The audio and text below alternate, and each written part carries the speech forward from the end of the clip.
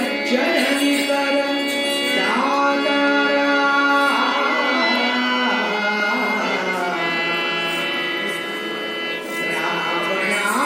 ರಾವಣಾಸುರ ಮಕರ ಶ್ರವಣ ಸುಧಾ ವಿನೂತನ ಕಥನ ಕಾರಣ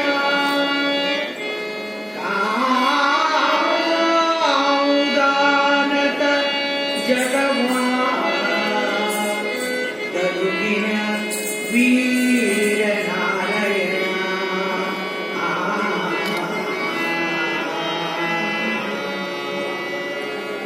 ಗರುಗಿನ ವೀರ ನಾರಾಯಣ ಆನತ ಜಗವ ಕಾವುದು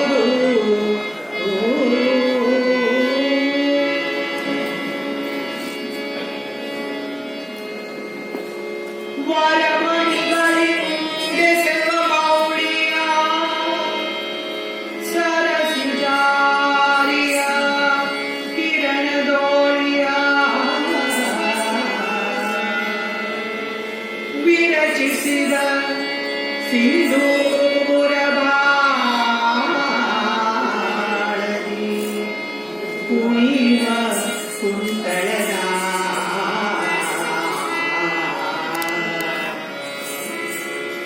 ಕರಿ ನಿಭಾಸುಜಿಯನಿಪ ವದನದ ಕರದ ಪಾಶದ ಮೋದಕದ ವಿಸ್ತರದ ಗಣಪತಿ ಮಾಡಮಗೆ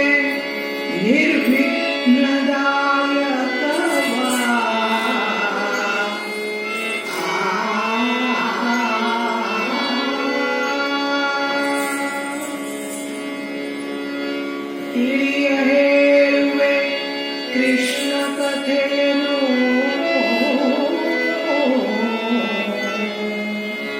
ತಿಳಿಯ ಹೇಳುವೆ ಕೃಷ್ಣ ಕಥೆಯನ್ನು ಇಳಿಯ ಜಾನರು ಮೆಚ್ಚುವಂತಿರೆ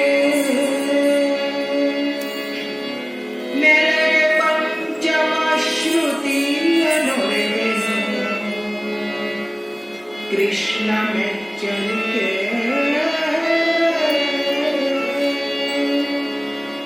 ಹಲವು ಜನ್ಮದ ಪಾಪರಾಶಿಯ ತೊಳೆವ ಜಲವಿದು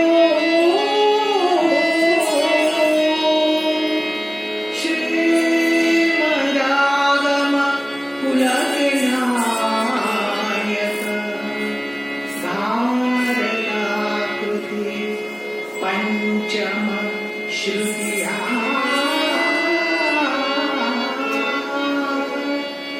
ತಿಳಿಯ ಹೇಳುವೆ ಕೃಷ್ಣ ಕಥೆಯ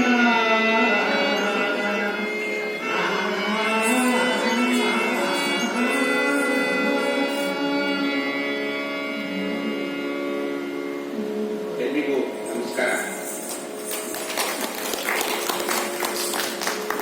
ಶ್ರೀಮದ್ ಕುಮಾರ ವ್ಯಾಸ ಯೋಗೀಂದ್ರ ವಿರಚಿತ ಕರ್ನಾಟಕ ಭಾರತ ಕಥಾ ಮಂಜರಿಯ ಮಂಗಳ ಪದ್ಯ ಇದು. ಗದುಗಿನ ವೀರನಾರಾಯಣನಿಗೆ ಮತ್ತು ವಿಜ್ಞಾಮೃತ ಗಣಪತಿಗೆ ಪ್ರಥಮವಾಗಿ ವಂದಿಸಿ, ಇದು ಮಹಾಭಾರತ ಕಥೆಯಲ್ಲ, ಕೃಷ್ಣನ ಕಥೆ ಅಂತೇಳಿ ಕುಮಾರವ್ಯಾಸ ಕಾವ್ಯವನ್ನ ಆರಂಭ ಮಾಡ್ತಾನೆ. ವ್ಯಾಸ ಭಾರತವನ್ನ ಕನ್ನಡದಲ್ಲಿ ಕಾವ್ಯ ರೂಪವಾಗಿ ರಚಿಸಿದ ಕುಮಾರವ್ಯಾಸನ ಕಾವ್ಯ ಅತ್ಯಂತ ಉತ್ಕೃಷ್ಟವಾಗಿದೆ. ಇದರ ಬಗ್ಗೆ ರಾಷ್ಟ್ರಕವಿ ಕುವೆಂಪು ಅವರು ಹೇಳ್ತಾರೆ, ಕುಮಾರವ್ಯಾಸ ಹಾಡಿದನೆಂದರೆ ಕಲಿಗ ದ್ವಾಪರವಾಗುವುದು, ಭಾರತ ಕಣ್ಣಲ್ಲಿ ನಲಿಯುವುದು ಅಂತ ಹೇಳಿ. ಕುಮಾರವ್ಯಾಸ ಸುಮಾರು 15ನೇ ಶತಮಾನದ ಶ್ರೇಷ್ಠ ಕವಿ. ಈತ ಹುಟ್ಟಿದ್ದು ಗದಗ ಜಿಲ್ಲೆಯ ಕೋಡಿವಾಡ ಗ್ರಾಮದಲ್ಲಿ. ಇವನು ಸ್ವಾಮಿ ವೀರನಾರಾಯಣನ ಪರಮ ಭಕ್ತ. ಅದ್ಭುತ ಕಾವ್ಯ ರಚಿಸಿದ ಇವನು ಹೇಳ್ತಾನೆ, ವೀರನಾರಾಯಣನ ಕವಿ ಲಿಪಿಕಾರ ಕುವರವ್ಯಾಸ ಅಂತೇಳಿ ತಾನು ಹೇಳ್ಕೊಂಡಿದ್ದಾನೆ. ವ್ಯಾಸ ಭಾರತವನ್ನ 10 ಪರ್ವಗಳಲ್ಲಿ ಬರೆದಿದ್ದಾನೆ. ಅದರೊಳಗಿನ ಒಂದು ಪರ್ವ ಉದ್ಯೋಗ ಪರ್ವ. ಅದರೊಳಗಿನ 9ನೇ ಸಂಧಿಯೊಳಗೆ ಶ್ರೀಕೃಷ್ಣ ಸಂಧಾನ ಈ ಒಂದು ಪ್ರಸಂಗವನ್ನ ಇಲ್ಲಿ ಆಯ್ದುಕೊಳ್ಳಲಾಗಿದೆ. ಗಮಕ ವಾಚನವನ್ನ ನನ್ನ ಮಡದಿ ಶಶಿಕಲಾ ಅವರು ವಾಚನ ಮಾಡ್ತಾರೆ. ಅದಕ್ಕೆ ತನ್ನ ಹಾವಭಾವಗಳ ಮೂಲಕ, ಅಭಿನಯದ ಮೂಲಕ ಪ್ರದರ್ಶನ ನೀಡಿದ್ದಾಳೆ ಸೊಸೆ ವಂದನಾ ರಾಣಿ. ಗಮಕ ಸಂಗೀತಕ್ಕೆ ಸ್ವರ ಆಧಾರ ನೀಡಲಿಕ್ಕೆ ಮಗ ಸುಜ್ಞಾನ್ ಸಂವಾದನೆ ನೀಡಿದ್ದಾನೆ. ಈ ಕಾವ್ಯ ನಡುಗನ್ನಡದಲ್ಲಿದೆ. ಅದು ಅದರ ಅರ್ಥ ಆಗಲಿಕ್ಕೆ ಸಹಕಾರಿಯಾಗಿ ನಾನು ಅರುಣ್ ದಾನಿ ಅದರೊಳಗೆ ಒಂದು ಸ್ವಲ್ಪ ಪ್ರಯತ್ನ ಮಾಡ್ತೀನಿ. ಕೃಷ್ಣ ಸಂಧಾನ ಈ ಪ್ರಸಂಗ ಪ್ರವೇಶ ಮಾಡೋದಕ್ಕಿಂತ ಮುಂಚೆ ಕೃಷ್ಣ ಸಂಧಾನ ಈ ಪ್ರಸಂಗ ಯಾಕೆ ಬರುತ್ತೆ ಅನ್ನೋದು ಒಂದು ಹಿನ್ನೆಲೆ ಒಂದು ಸ್ವಲ್ಪ ವಿಚಾರ ಮಾಡೋಣ. ಪಾಂಡವರು ವನವಾಸ ಮತ್ತು ಅಜ್ಞಾತವಾಸನ್ನ ಮುಗಿಸಿ ನಾಡಿಗೆ ನುಗ್ಗಿದ್ದಾರೆ. ಒಪ್ಪಂದದಂತೆ ಕೌರವರು ಪಾಂಡವರಿಗೆ ಅರ್ಧರಾಜ್ಯವನ್ನ ಕೊಡಬೇಕಾಗಿದೆ. ಆದರೆ ದುರ್ಯೋಧನನಿಗೆ ಪಾಂಡವರಿಗೆ ರಾಜ್ಯವನ್ನು ಕೊಡೋ ಮನಸ್ಸಿಲ್ಲ. ಅವನು ಸಂಜಯನ ಮೂಲಕ ಪಾಂಡವರಿಗೆ ಹೇಳಿ ಕಳಿಸ್ತಾನೆ, ನಾವು ರಾಜ್ಯವನ್ನ ಅರ್ಧರಾಜ್ಯವನ್ನ ಕೊಡೋದಿಲ್ಲ, ಬೇಕಂದ್ರೆ ಯುದ್ಧ ಮಾಡಿ ನೀವು ಆ ರಾಜ್ಯವನ್ನ ಪಡಿಬೇಕು, ಇದೇ ಕ್ಷತ್ರಿಯ ಧರ್ಮ, ಹಾಗೆ ಕೊಡೋದು ಕ್ಷತ್ರಿಯ ಧರ್ಮ ಆಗಲ್ಲ ಅಂತ ಹೇಳಿ ಒಂದು ಕಾರಣ ಹೇಳಿ ರಾಜ್ಯವನ್ನ ಕೊಡೋದಿಲ್ಲ ಅಂತ ಹೇಳಿ ಕಳಿಸ್ತಾನೆ. ಪಾಂಡವರಿಗೆ ಇದನ್ನ ಕೇಳಿ ಏನ್ ಮಾಡಬೇಕು ಅಂತ ಹೇಳಿ ಚಿಂತಿತರಾಗ್ತಾರೆ. ಪಾಂಡವರಿಗೆ ಯುದ್ಧ ಮಾಡೋ ಮನಸ್ಸಿಲ್ಲ. ಯಾಕಂದ್ರೆ ದುರ್ಯೋಧನ ಸ್ವಂತ ಸಹೋದರ, ಬಂಧುಗಳೊಳಗೆ ಯುದ್ಧ ಹೇಗೆ ಮಾಡೋದು ಅಂದಾಗ ಅವರು ಕೃಷ್ಣನ ಮೊರೆ ಹೋಗ್ತಾರೆ. ಕೃಷ್ಣನ ಜೊತೆಗೆ ಧರ್ಮರಾಯ ಹೇಳ್ತಾನೆ, ನೋಡು, ದುರ್ಯೋಧನ ಜೊತೆಗೆ ಯುದ್ಧ ಮಾಡೋದು ನನಗೆ ಎಳ್ಳಷ್ಟು ಇಷ್ಟ ಇಲ್ಲ. ಹೌದು, ಅವನು ಎಷ್ಟೋ ಕಷ್ಟಗಳನ್ನು ಕೊಟ್ಟಿದ್ದಾನೆ ನಮಗೆ, ಆದ್ರೆ ಅದನ್ನೆಲ್ಲ ಮರೆತು ಇವಾಗ ಒಟ್ಟಿಗೆ ಮಾಡೋ ಮನಸ್ಸು ನನಗೆ. ಅದಕ್ಕೆ ನೀನು ಹೇಗಾದ್ರೂ ಮಾಡಿ ಅವನಿಗೆ ಯುದ್ಧ ಬೇಡ ಅಂತ ಹೇಳು ಅಂತ ಕೃಷ್ಣನಿಗೆ ಹೇಳ್ಕೊತಾನೆ. ಈ ಮಾತನ್ನ ಕೃಷ್ಣ ಕೇಳಿದಾಗ ಅವನಿಗೆ ಆಶ್ಚರ್ಯ ಆಗತ್ತೆ. ಏನಿದು, ಪಾಂಡವರು ಇಷ್ಟೆಲ್ಲ ಕಷ್ಟಪಟ್ಟುಕೊಂಡು ಅವನು ಮಾಡಿದ ಕೆಟ್ಟ ಕೆಲಸಗಳು, ದುಷ್ಟ ಕೆಲಸಗಳನ್ನೆಲ್ಲ ಅನುಭವಿಸಿ ಈಗ ಪಾಂಡವರು ಅವನನ್ನ ಕ್ಷಮಿಸುವಂತ ಮಾತನ್ನ ಆಡ್ತಾ ಇದ್ದಾರೆ. ಅದಕ್ಕೆ ಕೃಷ್ಣ ಅದನ್ನೆಲ್ಲ ನೆನಪಿಸ್ತಾನೆ ಧರ್ಮರಾಯನಿಗೆ. ನೀನು ಕ್ಷತ್ರಿಯ ನೀತಿ, ಕ್ಷಾತ್ರ ಧರ್ಮ ತೋರಿಸ್ಬೇಕು, ಅದರ ಬದಲು ಇಂತಹ ಬ್ರಾಹ್ಮಣ ಧರ್ಮವನ್ನು ನೀನು ಆ ರೀತಿಯನ್ನು ಹೇಳ್ತಾ ಇದೆಯಲ್ಲ ಅಂತ ಹೇಳಿ ಕೃಷ್ಣ ಹೇಳ್ತಾನೆ. ಆವಾಗ ಧರ್ಮರಾಯ ಹೇಳ್ತಾನೆ, ಆಯ್ತು ಕೃಷ್ಣ, ಸಂಧಾನ ನೀನು ಮಾಡ್ಕೊಂಡು ಬಾ.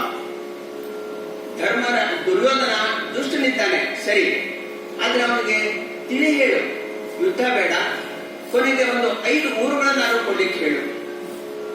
ಅದಕ್ಕೆ ನಾವು ಒಪ್ಪಿದ್ರೆ ಒಳ್ಳೇದು, ನಾವು ಅಷ್ಟರೊಳಗೆ ನಾವು ಸಮಾಧಾನದಿಂದ ಇರ್ತೀವಿ. ಅಷ್ಟು ಮೀರಿ ಅವನು ಯಾವುದಕ್ಕೂ ಒಪ್ಪಿಲ್ಲ ಅಂತಂದ್ರೆ ನಿರ್ಣಯ ನೀನೇ ತೆಗೆದುಕೋ, ನಿನ್ನ ನಿರ್ಣಯಕ್ಕೆ ನಾವೆಲ್ಲರೂ ಬದ್ಧರಿದ್ದೇವೆ. ಯಾಕಂದ್ರೆ ನೀನು ಯಾವಾಗಲೂ ನಮಗೆ ಒಳ್ಳೇದನ್ನೇ ಮಾಡ್ತಾ ಬಂದಿದ್ವಿ, ಅದಕ್ಕೆ ನಿನ್ನ ನಿರ್ಣಯಕ್ಕೆ ನಾವೆಲ್ಲರೂ ಬದ್ಧರಿರ್ತೀವಿ ಅಂತ ಹೇಳಿ ಧರ್ಮರಾಯ ಕೃಷ್ಣನಿಗೆ ಹೇಳ್ತಾನೆ. ನಂತರ ಶ್ರೀಕೃಷ್ಣ ಧರ್ಮರಾಯನ ಸಹೋದರನ್ನ ಕಾಣ್ತಾನೆ. ಅವ್ರದೇ ಅಭಿಪ್ರಾಯ ಕೇಳೋಣ ಅಂತ ಹೇಳಿ ಅವರೆಲ್ಲರೂ ಒಂದೇ ಮಾತು ಹೇಳ್ತಾರೆ. ಅಣ್ಣ ಏನ್ ಹೇಳ್ತಾನೆ ಅದೇ ಅಂತಿಮ. ಅಣ್ಣನ ಹೇಳಿಕೆಯಂತೆ ನಾವು ನಡ್ಕೊಳ್ತೀವಿ ಅಂತ ಹೇಳಿ. ಯಾರಿಗೂ ಶಾಸ್ತ್ರ ತೇಜ ಇಲ್ಲ ಅಥವಾ ಯುದ್ಧ ಮಾಡಬೇಕು ಅನ್ನೋ ಮನಸ್ಸೇ ಇರೋದಿಲ್ಲ. ಈ ಒಂದು ಸ್ಥಿತಿಯಲ್ಲಿ ಶ್ರೀಕೃಷ್ಣ ಸಂಧಾನಕ್ಕೆ ಅಂತ ಹೇಳಿ ಹಸ್ತಿನಾಪುರಕ್ಕೆ ಅಂದ್ರೆ ಕೌರವ ರಾಜನ ಆಸ್ಥಾನಕ್ಕೆ ಹೋಗ್ಬೇಕು ಅಂತ ಹೇಳಿ ನಿರ್ಧಾರ ಆಗುತ್ತೆ. ಈ ವಿಷಯ ದ್ರೌಪದಿಗೆ ಗೊತ್ತಾಗತ್ತೆ. ದ್ರೌಪದಿ ದಿಗ್ಭ್ರಾಂತರಾಗ್ತಾಳೆ. ಅವಳಿಗೆ ಬಹಳ ದುಃಖ ಆಗತ್ತೆ. ಏನಿದು, ನನ್ನ ಗಂಡಂದಿರು ಅವರೇನು ಈ ಶಕ್ತಿ ಕಳ್ಕೊಂಡ್ಬಿಟ್ಟಿದಾರ? ಅದ್ಯಾಕೆ ಈ ರೀತಿ ನಿರ್ಧಾರ ಮಾಡ್ತಿದಾರ? ಅವರು ಅಲ್ಲಿ ನನ್ನ ಅರಮನೆಯಲ್ಲಿ ತುಂಬಿದ ಸಭೆಯಲ್ಲಿ ಅವಮಾನ ಮಾಡಿದಾಗ ಎಂತೆಂತ ಪ್ರತಿಜ್ಞೆ ಮಾಡಿದ್ರು. ಕೌರವನನ್ನ ದುರ್ಯೋಧನನ್ನ ಕೊಲ್ತೀನಿ ಅಂತೆಲ್ಲ ಪ್ರತಿಜ್ಞೆ ಮಾಡಿದ್ರು. ಈಗೆಲ್ಲ ಅದೆಲ್ಲ ಎಲ್ಲಿ ಹೋಯ್ತು ಅಂತ ಹೇಳಿ ಅವಳು ದುಃಖ ಪಡ್ತಾಳೆ. ಓಡೋಡಿ ಕೃಷ್ಣನ ಕಡೆ ಬರ್ತಾಳೆ. ಕೃಷ್ಣ ಹಸ್ತಿನಾಪುರಕ್ಕೆ ಹೊರಟು ನಿಂತಿರ್ತಾನೆ. ಆವಾಗ ತನ್ನ ದುಃಖವನ್ನು ತೋಡ್ಕೋತಾಳೆ. ಕೃಷ್ಣ ಆವಾಗ ದ್ರೌಪದಿನ ಸಂತೈಸ್ತಾನೆ. ತಂಗಿ, ನೀನು ಹೆದರಬೇಡ. ನಾನು ಸಂಧಾನ ಪ್ರಕ್ರಿಯೆ ಮಾಡಲಿಕ್ಕೆ ಹೋಗ್ತಾ ಇದ್ದೀನಿ ಸರಿ, ಆದ್ರೆ ದುರ್ಯೋಧನ ಈ ಸಂಧಾನಕ್ಕೆ ಹೋಗ್ತಾನೆ ಅಂತ ಅನ್ಸಲ್ಲ ನನಗೆ. ಏನೇ ಆದ್ರೂ ನಾನು ಯುದ್ಧ ನಿರ್ಣಯವನ್ನೇ ತಗೊಂಡ್ ಬರ್ತೀನಿ. ಯಾಕೆ ಅಂತಂದ್ರೆ ಆ ಕೌರವರ ಹೆಂಡತಿಯರು ವಿಧವೆ ಆಗೋ ಕಾಲ ಸನ್ನಿಹಿತವಾಗಿದೆ ಅಂತ ಹೇಳಿ ದ್ರೌಪದಿಗೆ ಧೈರ್ಯ ಕೊಡ್ತಾನೆ. ಈ ಒಂದು ಮನಸ್ಥಿತಿಯಲ್ಲಿ ಈ ಒಂದು ಚೌಕಟ್ಟಿನೊಳಗೆ ಈ ಶ್ರೀಕೃಷ್ಣ ಸಂಧಾನ ಪ್ರಕ್ರಿಯೆಗೆ ಅವನು ಹಸ್ತಿನಾಪುರಕ್ಕೆ ಹೊರಡ್ತಾನೆ. ಹಸ್ತಿನಾಪುರಕ್ಕೆ ಶ್ರೀಕೃಷ್ಣ ಬರ್ತಾನೆ ಅಂತ ಹೇಳಿ ಗೊತ್ತಾದಾಗ ಅಲ್ಲಿ ಅವ್ರಿಗೆಲ್ಲ ಬಹಳ ಸಂಭ್ರಮ. ಎಲ್ಲ ಊರನ್ನೆಲ್ಲ ತಮ್ಮ ಮನೆಯನ್ನೆಲ್ಲ ಸಿಂಗರಿಸ್ತಾರೆ. ದುರ್ಯೋಧನನು ಶ್ರೀಕೃಷ್ಣ ಬರ್ತಾನೆ ಅಂತ ಹೇಳಿ ಅವನು ತನ್ನ ದೌಲತ್ತನ್ನ, ತನ್ನ ಸಂಪತ್ತನ್ನ ತೋರಿಸ್ಕೊಳ್ಬೇಕು ಅನ್ನೋ ಒಂದು ದೃಷ್ಟಿಯಿಂದ ಅರಮನೆಯನ್ನೆಲ್ಲ ಸಿಂಗಾರ ಮಾಡ್ತಾನೆ. ಆವಾಗ ಅವನು ಕೃಷ್ಣ ಹಸ್ತಿನಾಪುರಕ್ಕೆ ಬಂದಾಗ ಅಭೂತಪೂರ್ವ ಸ್ವಾಗತ ಸಿಗತ್ತೆ. ಕೃಷ್ಣನ ಆವತ್ತಿನ ದಿವಸ ವಾಸ್ತವ್ಯಕ್ಕೆ ಅಂತ ಹೇಳಿ ದುರ್ಯೋಧನ ಎಲ್ಲ ಒಳ್ಳೆ ವ್ಯವಸ್ಥೆ ಮಾಡ್ತಾನೆ. ಆದ್ರೆ ಶ್ರೀಕೃಷ್ಣ ಅವನು ವಾಸ್ತವ್ಯಕ್ಕೆ ಹೋಗೋದು ವಿದುರನ ಮನೆಗೆ. ವಿದುರನ ಮನೆಯಲ್ಲಿ ಅಲ್ಲಿ ಅವತ್ತು ವಾಸ್ತವ್ಯ ಹೂಡಿ ಮರು ದಿವಸ ಅವನು ಕೌರವರಾಜನ ದುರ್ಯೋಧನ ಆಸ್ಥಾನಕ್ಕೆ ತೆರಳುತ್ತಾನೆ. ಅಲ್ಲಿ ಒಟ್ಟೋಲಗ ಸೇರಿರುತ್ತೆ. ಒಟ್ಟೋಲಗದಲ್ಲಿ ಎಲ್ಲರೂ ಆಸೀನರಾಗಿರ್ತಾರೆ. ಧೃತರಾಷ್ಟ್ರ, ಗಾಂಧಾರಿ, ಭೀಷ್ಮ, ಕರ್ಣ, ಶಕುನಿ, ದುರ್ಯೋಧನ, ದುಶ್ಯಾಸನ ಎಲ್ಲರೂ ಸೇರಿರ್ತಾರೆ. ಶ್ರೀಕೃಷ್ಣ ಆಸ್ಥಾನಕ್ಕೆ ಆಗಮಿಸ್ತಾನೆ. ಅವನು ತನ್ನ ಆಸನವನ್ನು ಗ್ರಹಣ ಮಾಡ್ತಾನೆ. ಎಲ್ಲರ ಮುಖದಲ್ಲೂ ಪ್ರಸನ್ನತೆ. ಕೃಷ್ಣನ ದರ್ಶನ ಆಯ್ತಲ್ಲ ಅಂತ ಹೇಳಿ ಎಲ್ಲರೂ ಬಹಳ ಸಂತೋಷದಲ್ಲಿರ್ತಾರೆ. ಆದ್ರೆ ದುರ್ಯೋಧನನ ಮುಖ ಮಾತ್ರ ಗಂಟು ಹಾಕಿರುತ್ತೆ. ಅವನಿಗೆ ವಾಸ್ತವ್ಯಕ್ಕೆ ಅವನು ಹಿಂದಿನ ದಿನ ಕೃಷ್ಣ ನನ್ನ ಕಡೆ ಬರಲಿಲ್ಲ ಅನ್ನೋ ಅಸಮಾಧಾನ ಇರುತ್ತೆ. ಶ್ರೀಕೃಷ್ಣ ಅವನನ್ನು ನೋಡಿ ಕೇಳ್ತಾನೆ, ಹೇಗಿದ್ಯಾ ದುರ್ಯೋಧನ ಅಂತೇಳಿ ಉಭಯ ಕುಶಲೋಪರಿ ಕೇಳಿದಾಗ ಅವನು ಅದೇ ಒಂದು ಅಸಮಾಧಾನದ ಹೊಗೆಯನ್ನ ಹೊರಗೆ ಹಾಕ್ತಾನೆ. ಅವನು ಹೇಳ್ತಾನೆ, ಕೃಷ್ಣ, ಪಾಂಡವರ ಹಾಗೆ ನಾವು ನಿನ್ನ ಬಂಧುಗಳೇ ತಾನೆ. ನಿನ್ನೆ ನೀನು ನಮ್ಮ ಕಡೆ ಬರದೆ ಅದ್ಯಾರೋ ದಾಸಿ ಮಗನ ಮನೆಗೆ ಹೋಗಿ ಅಲ್ಲಿ ವಾಸ್ತವ್ಯ ಮಾಡಿದ್ದೆಲ್ಲ, ಇದೆಷ್ಟು ಸರಿ? ನೀನು ನಿನ್ನ ಯಾದವರ ಬುದ್ಧಿ, ದನ ಕಾಯವರ ಬುದ್ಧಿ ನೀನು ತೋರಿಸಿದೆ ಅಂತ ಅವನು ಚುಚ್ಚು ಮಾತಿನಿಂದ ಮಾತನ್ನ ಆರಂಭಿಸ್ತಾನೆ. ಅಂದ್ರೆ ಶ್ರೀಕೃಷ್ಣ ಈ ಒಂದು ಸಂಧಾನ ಪ್ರಕ್ರಿಯೆಗೆ ಬಂದಾಗ ಪರಿಸ್ಥಿತಿ ಹೇಗಿತ್ತು ಅನ್ನೋ ಒಂದು ನಮಗೆ ಒಂದು ಅದರ ಅವಲೋಕನ ಮಾಡಬೇಕು. ಅಂತ ಸಂದರ್ಭದಲ್ಲಿ ಶ್ರೀಕೃಷ್ಣ ಹೇಗೆ ಸಂತಾನ ಪ್ರಕ್ರಿಯೆಯನ್ನ ಮಾಡಿದ ಅನ್ನೋದನ್ನ ಈ ಒಂದು ಕುಮಾರವ್ಯಾಸ ಹೇಗೆ ವರ್ಣನೆ ಮಾಡ್ತಾನೆ ಅನ್ನೋದನ್ನ ಇವಾಗ ಕೇಳೋಣ.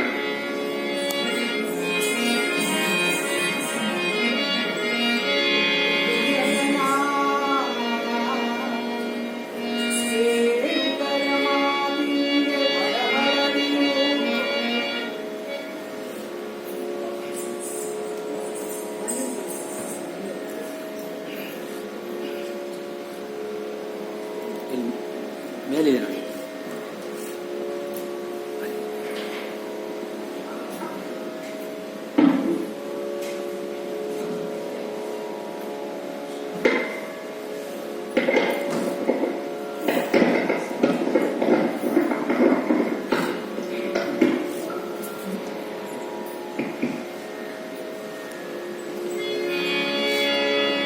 ತಿರುನೆಲನ ಕೇಳುಗರ ಮಾತಿಂಗೆ ಬಡಬಡದಿರು ಅಂತ ಕರ್ಣಗಳಿಗೆ ನಡೆಯಬೇಡ ಎಂದು ಅಸುರರಿಗೂ ಕೌರವನ ಉರೆಜಯ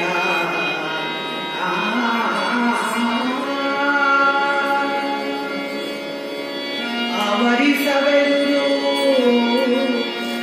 ಪಾಂಡವರು ನಿನ್ನವರು ವನವಾಸ ಪ್ರವಾಸದೊಳವರು ನವೆದರು ಕೂಡಿಕೊಂಡಿರುವುದು ಅಧಿಕ ಗುಣ ನಿನಗೆ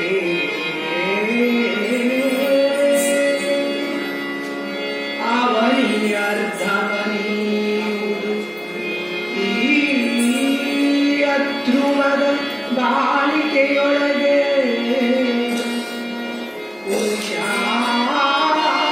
ಪುರುಷಾರ್ಥವನ್ನು ಸಂಚಿಸೆ ಕಲಿಯಬೇವುದು ಭೂಪತಿಗಳಿಂದ.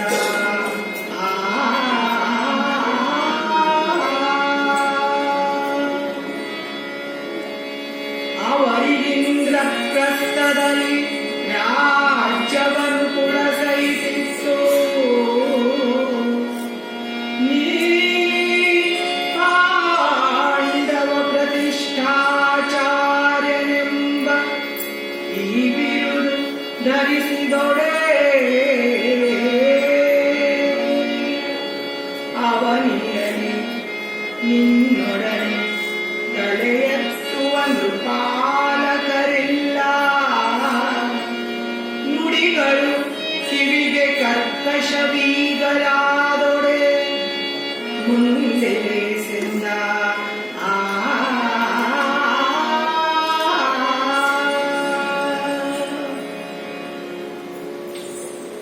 ಕೃಷ್ಣ ಹೇಳ್ತಾನೆ, ಅರಸನೇ ಕೇಳು, ಪಾಂಡವರು ವನವಾಸ ಮುಗಿಸ್ಕೊಂಡು ಬಂದಿದ್ದಾರೆ. ಈಗ ನೀನು ಅವರಿಗೆ ಅರ್ಧ ರಾಜ್ಯವನ್ನು ಕೊಟ್ಟು ಅವರಿಗೆ ಒಳ್ಳೆಯದನ್ನು ಮಾಡಬೇಕು. ಅವ್ರ ಜೊತೆ ಕೂಡಿಕೊಂಡಿರೋದು ನಿನಗೆ ಒಳ್ಳೆಯದು. ನಿನಗೆ ಪಾಂಡವರ ನೆರವು ಇದ್ರೆ ನಿನ್ನ ಎದುರು ಯಾರೂ ನಿಲ್ಲಿಕ್ಕೆ ಸಾಧ್ಯ ಇಲ್ಲ. ಅದರ ಬಗ್ಗೆ ನೀನು ಸಂದೇಹ ಪಡಬೇಡ. ಅವರು ಒಳ್ಳೆ ಪ್ರೇಮದಿಂದ ನಿನ್ನ ಜೊತೆಗೆ ಇರ್ತಾರೆ. ನೀನು ಮಾಡಿದ ಅಪರಾಧಗಳನ್ನ ಅವರು ತಪ್ಪಿಯೋ ಯಾರ ಜೊತೆಗೂ ಮಾತಾಡೋದಿಲ್ಲ. ನಿನ್ ಜೊತೆಗೆ ಕೂಡಿ ಬಾಳೋದನ್ನೇ ಅವರು ಆ ಮಾತನ್ನೇ ಆಡ್ತಾರೆ. ವನವಾಸದಲ್ಲಿ ಇದ್ದು ಬಹಳ ದುಃಖ ಪಟ್ಟಿದ್ದಾರೆ ಅವರು. ಅದಕ್ಕೆ ನೀನು ಅವರಿಗೆ ಯೋಗ್ಯವಾದದನ್ನೇ ಮಾಡಬೇಕು.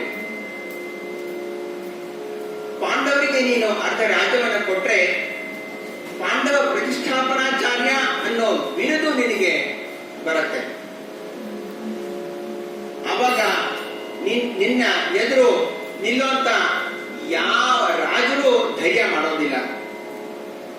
ನನ್ನ ಮಾತು ನಿನಗೆ ಬಿರುಸನಿಸ್ಬೋದು, ಆದ್ರೆ ಮುಂದೆ ನಿನಗೆ ಒಳ್ಳೇದಾಗತ್ತೆ ಅಂತ ಕೃಷ್ಣ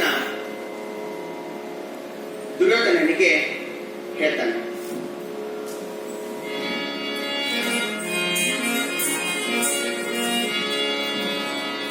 ಬೆರಳ ಮೀಸೆಯೊಳಿಡುತ್ತ ಕಿರುನಗೆ ಬೆರಸಿ ಕರ್ಣಾದಿ ಬದನವ ತಿರುಗಿ ನೋಡುತ್ತ ಹರಿಯ ನುಡಿಗಳ ಕಿರು ಬೇಡುತ್ತ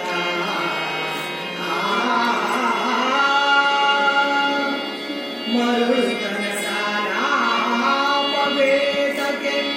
ಮುರಹರನೇ ಮುರಹರನೇ ಮರುಳುತನ ಸಾಲಾಪವೇತಕ್ಕೆ ಪಾಂಡವರ ಹಂಬಲ ಮರೆದು ಕರ್ಣಕ್ಕೆ ಖಾಟಿಯ ಬಳಸಬೇಡೆಂದ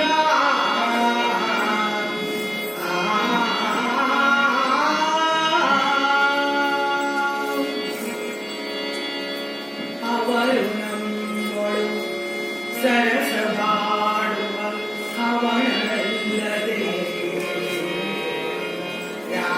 ರಾಜ್ಯ ಕಾರ್ಯವ ನೆವಗೆ ಯೋಚಿಸಿ ಕಳುಹಿದಂದವ ಮೆಚ್ಚನಾನಿದನು ಅವರ ಬೇಕೆ ಬಬರ ಬೇಕೆ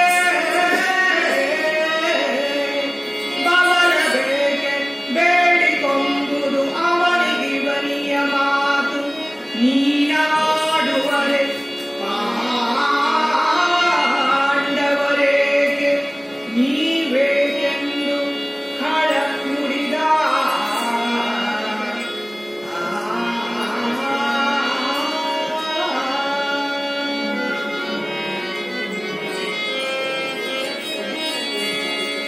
ಕೆಡಸಿದಳು ಕೆಡಿಸದಿರುವುದ ರಾಷ್ಟ್ರ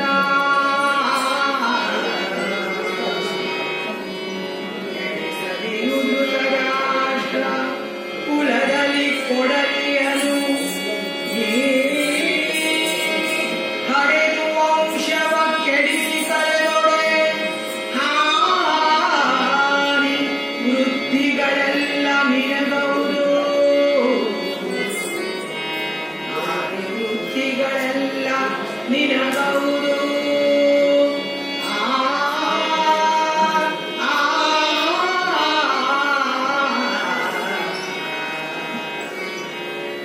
ನುಡಿಗೆ ಸನುಮತರಾಗಿ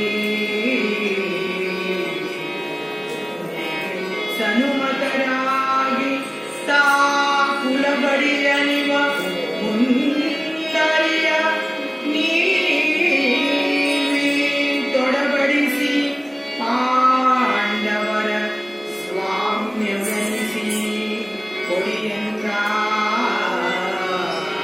ಸ್ವಾಮ್ಯವನಿಸಿ ಕೊಡಿಯಂಗ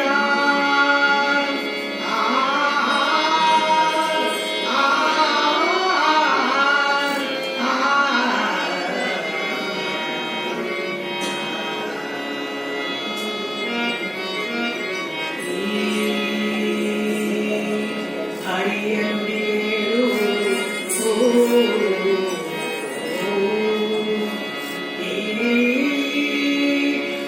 ಹರಿಯನುಡಿಗೇಳು ದೈವದ ಮೋಹ ತಪ್ಪಿದ ಬಳಿಕ ಸುಮಧರ ಸಾಸಿಕೆ ಕುರುಳಿಲ್ಲ ನಂಬದಿಲೆಮ್ಮ ಬಲುಗಳ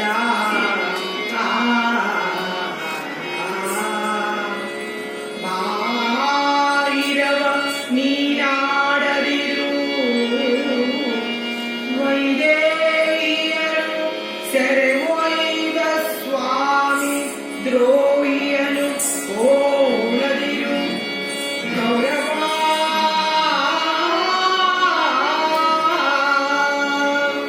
ಎಂದನ ಭೀಷ್ಮ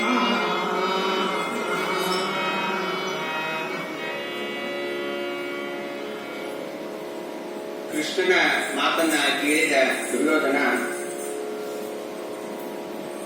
ತನ್ನ ಕೈಗಳನ್ನ ಮೀಸೆ ಮೇಲೆ ಇಟ್ಕೊಂಡು ಹೇಳ್ತಾನೆ, ಹುಚ್ಚುತನದ ಬಡಬಡಿಕೆ ಯಾಕೆ ಮಾಡ್ತೀನಿ ಕೃಷ್ಣ? ಪಾಂಡವರ ಬಯಕೆಯನ್ನ ನೀನು ಮರೆತುಬಿಡು. ನನ್ನ ಅಂತಃಕರಣಕ್ಕೆ ಸಿಟ್ಟು ತರಿಸ್ಬೇಡ.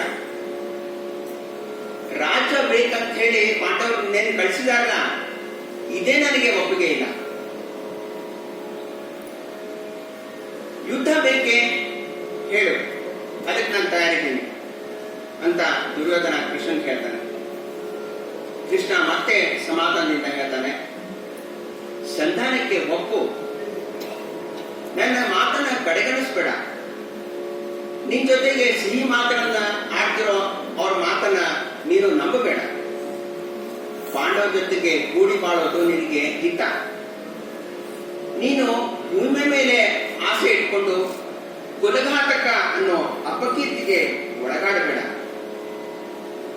ನಿಮ್ಮ ವಂಶ ನೀತಿಯ ನೆಲೆ ಅನ್ನೋ ಖ್ಯಾತಿ ಪಡೆದಿದೆ.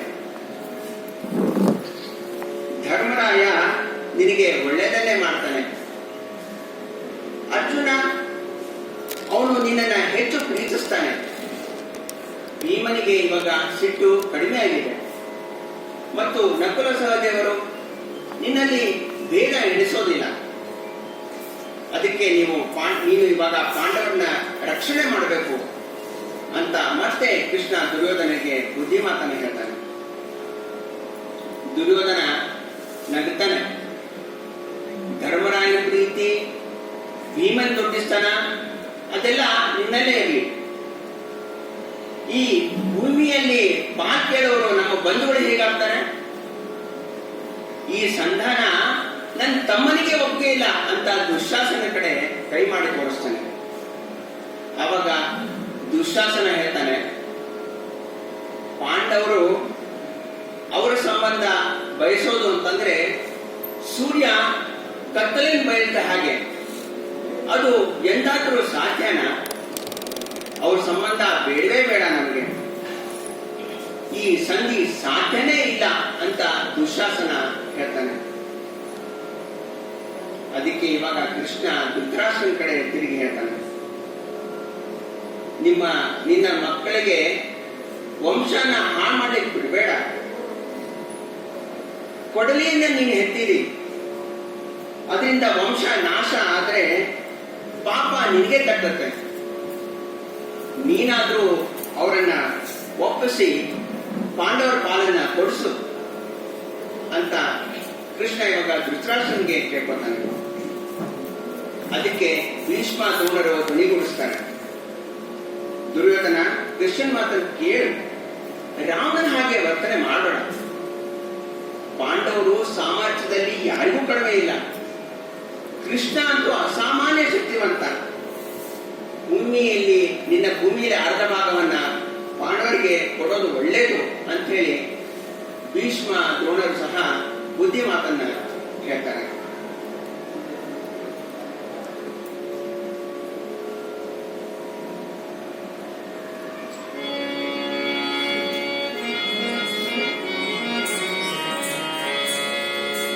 ಹಲವು ಒಳ್ಳೆಯಗಳನ್ನು ಪಾಂಡವರೊಳಗೆ ನೆನೆದೆನು.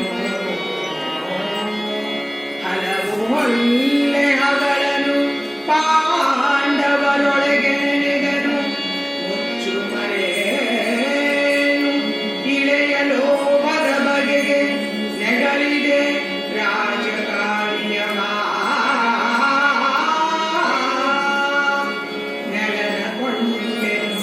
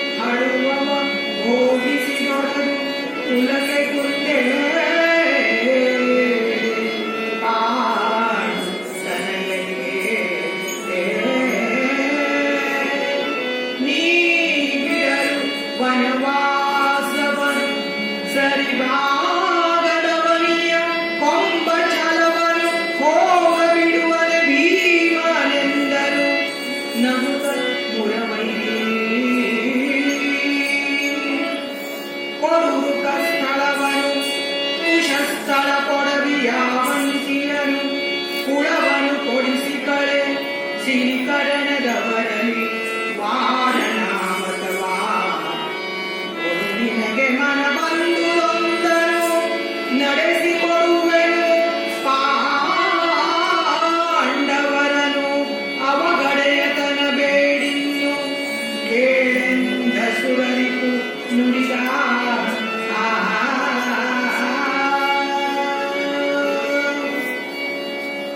ಬೇಡಿದೊಂದೊಂದೂರು ನಮ್ಮಯ ನಾಡ ತಲೆ ಮಂಡೆಗಳು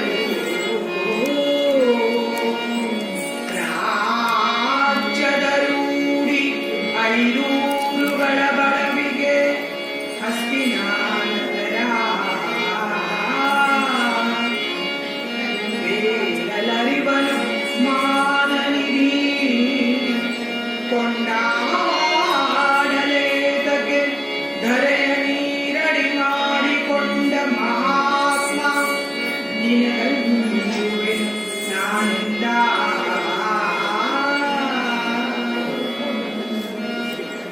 ನೆಲದೊಡಕ್ಕವನಿರುವುದಿಲ್ಲ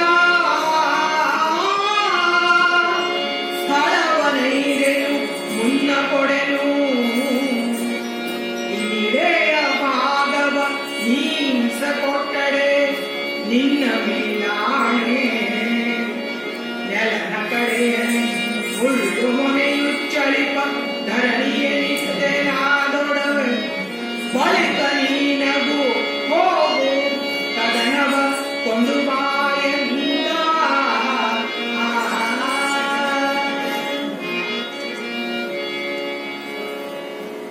ಭೀಷ್ಮ ದ್ರೋಣರು ಏನೇ ಬುದ್ಧಿವಾದ ಹೇಳಿದ್ರು ದುರ್ಯೋಧನ ಹೇಳ್ತಾನೆ, ಹೌದು ನಾನು ಪಾಂಡವರಿಗೆ ಏನೇನೋ ಕಷ್ಟ ಕೊಟ್ಟಿದ್ದೀನಿ, ಅದರನ್ನು ಮುಚ್ಚುಮರೆಯಾಗಕ್ಕೆ ಭೂಮಿ ಮೇಲಿನ ಆಸೆಯಿಂದ ನಾನು ಅವರನ್ನ ಮೋಸದಿಂದ ಯುದ್ಧದಲ್ಲಿ ಸೋಲಿಸಿದೆ. ವುಮೆನ್ ಯುನಿಕ್ನೆಸ್ ನ ಸೆಲೆಬ್ರೇಟ್ ಮಾಡುವಂತದಿರುತ್ತೆ.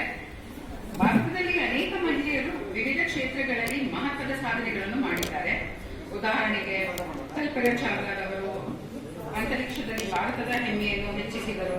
ಕ್ರೀಡಾ ಕ್ಷೇತ್ರದಲ್ಲಿ ಮೇರಿ ಕಾಮ್ ಮತ್ತು PV ಸಿಂಧು ವಿಶ್ವಮಟ್ಟದಲ್ಲಿ ಭಾರತಕ್ಕೆ ಗೌರವ ತಂದಿದ್ದಾರೆ. ಇತ್ತೀಚಿನ ವರ್ಷಗಳಲ್ಲಿ ಸಹ ಅನೇಕ ಮಹಿಳೆಯರು ಹೊಸ ಸಾಧನೆಗಳನ್ನು ಮಾಡಿದ್ದಾರೆ. ಮೀರಾಬಾಯಿ ಚಾನು ಅವರು ಒಲಿಂಪಿಕ್ಸ್ನಲ್ಲಿ ಪದಕ ಗೆದ್ದು ದೇಶದ ಹೆಮ್ಮೆ ಹೆಚ್ಚಿಸಿದ್ದಾರೆ. ನಿಖತ್ ಸರೀನ್ ಅವರು ವಿಶ್ವ ಚಾಂಪಿಯನ್ ಆಗಿ ಭಾರತದ ಕೀರ್ತಿಯನ್ನು ಹೆಚ್ಚಿಸಿದ್ದಾರೆ. ವಿಜ್ಞಾನ ಕ್ಷೇತ್ರದಲ್ಲಿ ರಿತು ಖರಿದಾಲ್ ಅವರು ಭಾರತದ ಅಂತರಿಕ್ಷ ಮಿಷನ್ಗಳಲ್ಲಿ ಪ್ರಮುಖ ಪಾತ್ರ ವಹಿಸಿದ್ದಾರೆ. ಈ ಎಲ್ಲಾ ಮಹಿಳೆಯರು ನಮಗೆ ಒಂದು ಸಂದೇಶ ಕೊಡುತ್ತಾರೆ. ಧೈರ್ಯ, ಪರಿಶ್ರಮ ಮತ್ತು ಆತ್ಮವಿಶ್ವಾಸ ಇದ್ದರೆ ಮಹಿಳೆಯರು ಯಾವ ಕ್ಷೇತ್ರದಲ್ಲಾದರೂ ಮಹಾನ್ ಸಾಧನೆ ಮಾಡಬಹುದು. ಇಂದು ನಾನು ಶಶಿಕಲಾ ದಾನಿ ಅವರ ಸಾಧನೆಗಳ ಬಗ್ಗೆ ಕೆಲವು ಮಾತುಗಳನ್ನು ಹೇಳಲು ಬಯಸುತ್ತೇನೆ. ಶಶಿಕಲಾ ದಾನಿ ಅವರ ಪರಿಶ್ರಮ, ಧೈರ್ಯ ಮತ್ತು ದೃಢ ನಿಶ್ಚಯದಿಂದ ಜೀವನದಲ್ಲಿ ಯಶಸ್ಸನ್ನು ಗಳಿಸಿದ ಪ್ರೇರಣಾದಾಯಕ ಮಹಿಳೆ. ಅವರು ತಮ್ಮ ಕ್ಷೇತ್ರದಲ್ಲಿ ಉತ್ತಮ ಸಾಧನೆ ಮಾಡಿ ಅನೇಕ ಮಹಿಳೆಯರಿಗೆ ಪ್ರೇರಣೆಯಾಗಿದ್ದಾರೆ. ತಮ್ಮ ಕಠಿಣ ಪರಿಶ್ರಮದ ಮೂಲಕ ಸಮಾಜದಲ್ಲಿ ಉತ್ತಮ ಸ್ಥಾನವನ್ನು ಗಳಿಸಿದ್ದಾರೆ ಮತ್ತು ಮಹಿಳೆಯರು ಏನು ಬೇಕಾದರೂ ಸಾಧಿಸಬಹುದು ಎಂಬುದನ್ನು ಸಾಬೀತುಪಡಿಸಿದ್ದಾರೆ. ಶಶಿಕಲಾ ದಾನಿ ಅವರ ಜೀವನ ನಮಗೆ ಒಂದು ಪಾಠ ನೀಡುತ್ತದೆ. ಮಹಿಳೆಯರು ಶಕ್ತಿಶಾಲಿಗಳು, ಪ್ರತಿಭಾಶಾಲಿಗಳು ಮತ್ತು ಸಮಾಜದ ಅಭಿವೃದ್ಧಿಗೆ ಮಹತ್ವದ ಪಾತ್ರ ವಹಿಸುತ್ತಾರೆ. ಈ ಮಹಿಳಾ ದಿನದಂದು ನಾವು ಎಲ್ಲರೂ ಮಹಿಳೆಯನ್ನು ಗೌರವಿಸೋಣ, ಅದರ ಕನಸುಗಳಿಗೆ ಬೆಂಬಲ ನೀಡೋಣ ಮತ್ತು ಸಮಾನತೆ ಇರುವ ಸಮಾಜವನ್ನು ನಿರ್ಮಿಸಲು ಪ್ರಯತ್ನಿಸೋಣ.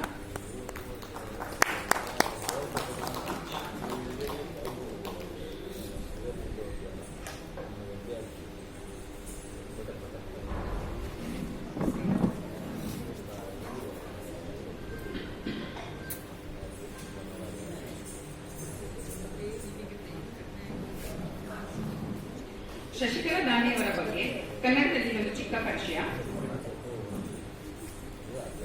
ವಿದೂಷಿ ಶಶಿಕಲಾ ದಾನಿರವರು ಭಾರತದ ಪ್ರಸಿದ್ಧ ರಾಷ್ಟ್ರೀಯ ಸಂಗೀತ ಕಲಾವಿದೆ.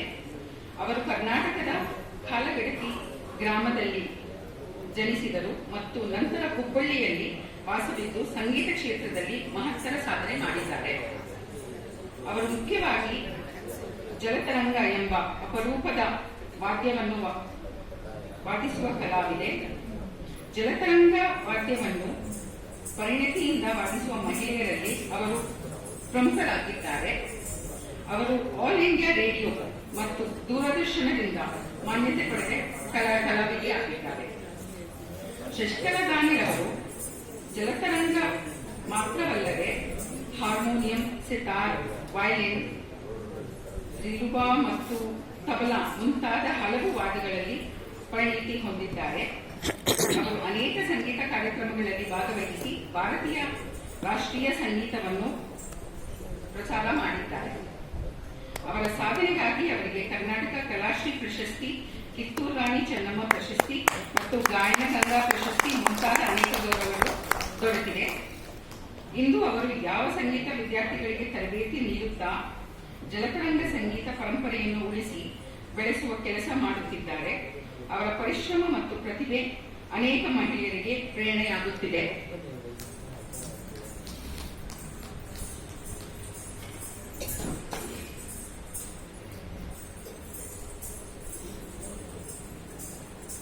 ಮತ್ತೊಮ್ಮೆ ಈ ಎಲ್ಲಾ ಮಹಿಳೆಯರು ನಮಗೆ ಒಂದು ಸಂದೇಶ ಕೊಡುತ್ತಾರೆ ಎಂದು ಹೇಳುತ್ತಾ, ಧೈರ್ಯ, ಪರಿಶ್ರಮ ಮತ್ತು ಆತ್ಮವಿಶ್ವಾಸ ಇದ್ದರೆ ಮಹಿಳೆಯರು ಯಾವ ಕ್ಷೇತ್ರದಲ್ಲಾದರೂ ಮಹಾನ್ ಸಾಧನೆ ಮಾಡಬಹುದು. ಆದ್ದರಿಂದ ನಾವು ಮಹಿಳೆಯರನ್ನು ಗೌರವಿಸಬೇಕು, ಅವರಿಗೆ ಸಮಾನ ಅವಕಾಶಗಳನ್ನು ನೀಡಬೇಕು ಮತ್ತು ಅವರ ಕನಸುಗಳನ್ನು ಸಾಕಾರಗೊಳಿಸಲು ಬೆಂಬಲಿಸಬೇಕು ಅಂತ ಕೋರುತ್ತಾ, ನನಗೆ ಈ ವಿಚಾರವನ್ನು ನಿಮಗೆ ತಿಳಿಸಲು ಮತ್ತು ನನಗೂ ತಿಳಿದುಕೊಳ್ಳಕ್ಕೆ ಅವಕಾಶ ಕೊಟ್ಟಿದ್ದಕ್ಕೆ ಅಸೋಸಿಯೇಷನ್ಗೆ ವಂದಿಸುತ್ತಾ ಎಲ್ಲರಿಗೂ ಧನ್ಯವಾದವನ್ನು ಸಲ್ಲಿಸುತ್ತೇನೆ.